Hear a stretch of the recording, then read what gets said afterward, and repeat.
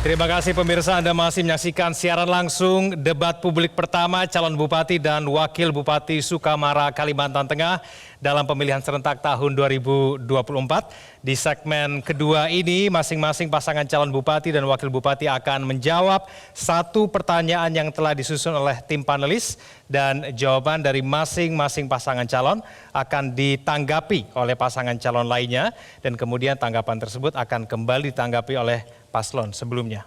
Ya, hadirin dan pemirsa, para panelis telah merumuskan 6 subtema yang mengacu pada tema meningkatkan kolaborasi antar pemerintah kabupaten, provinsi, dan nasional menuju sinergitas pembangunan Kabupaten Sukamara.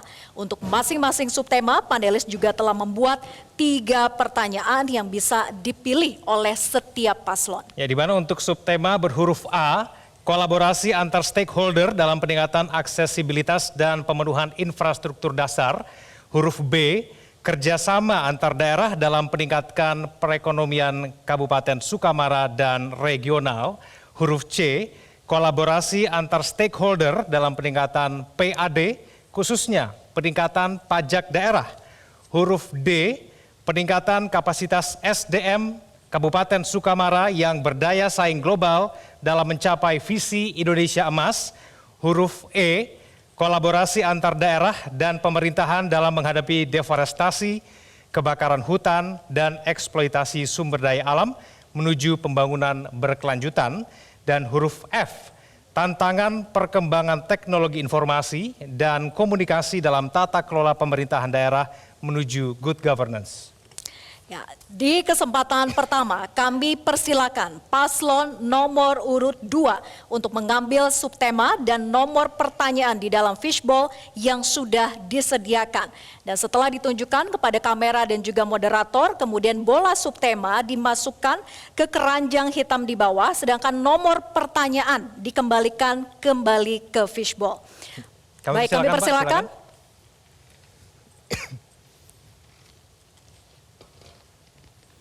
Silakan diambil, tunjukkan ke kamera. Baik, kemudian ke moderator. Huruf D nomor 3. Oke, baik, silakan untuk huruf ke keranjang hitam dan angka nomor dibalik. kembalikan ke fishbowl. Terima kasih. Huruf D3. Oke. Masih dalam keadaan tersegel. Kami hanya akan membacakan pertanyaannya sebanyak 1 kali. Mohon disimak. Pertanyaan untuk paslon nomor urut 2. Indeks pembangunan manusia atau IPM Kabupaten Sukamara meningkat dari 68,94 pada tahun 2022 menjadi 69,4 pada tahun 2023. Tetapi masih rendah dibandingkan dengan kabupaten kota lain di Kalimantan Tengah. Hal ini menunjukkan kapasitas sumber daya manusia yang belum optimal. Kolaborasi antara pemerintah daerah, provinsi, dan nasional sangat penting untuk mempercepat peningkatan IPM. Pertanyaannya, apa langkah prioritas paslon untuk meningkatkan kualitas pendidikan dan kesehatan di Sukamara guna memperbaiki IPM? Waktu Anda 2 menit dimulai ketika Anda berbicara, silakan. Terima kasih. Salah satu faktor penting dalam mencapai Visi Indonesia Emas 2045 adalah pembangunan sumber daya manusia. Dalam kaitan ini, terdapat beberapa hal yang harus menjadi prioritas utama dalam pembangunan kualitas SDM. Antara lain yang pertama adalah sistem pendidikan yang baik dan bermutu. Untuk mencapai hal tersebut, maka diperlukan penataan terhadap sistem pendidikan secara menyeluruh, terutama berkaitan dengan kualitas pendidikan, serta relevansinya dengan kebutuhan masyarakat dan dunia kerja. Yang kedua adalah penguatan peran agama dalam kehidupan sosial bermasyarakat dalam rangka memperkokoh jati diri dan kepribadian bangsa. Yang ketiga adalah peningkatan kapasitas SDM melalui berbagai diklat, kompetensi, pembinaan, dan lain-lain. Tenaga kerja profesional dan terampil sesuai tuntutan kebutuhan pasar merupakan faktor keunggulan suatu bangsa dalam menghadapi persaingan global. Baik, kami tambahkan, sebagaimana kita ketahui bahwa IPM di Kabupaten Sukamara baru mencapai di angka 70,38%. Tentu ini menjadi hambatan dan tantangan. Beberapa faktor penghambat yang menghambat tercapainya visi tersebut. Ada faktor penghambat yang diantaranya satu, kurangnya kualitas sumber daya manusia SDM.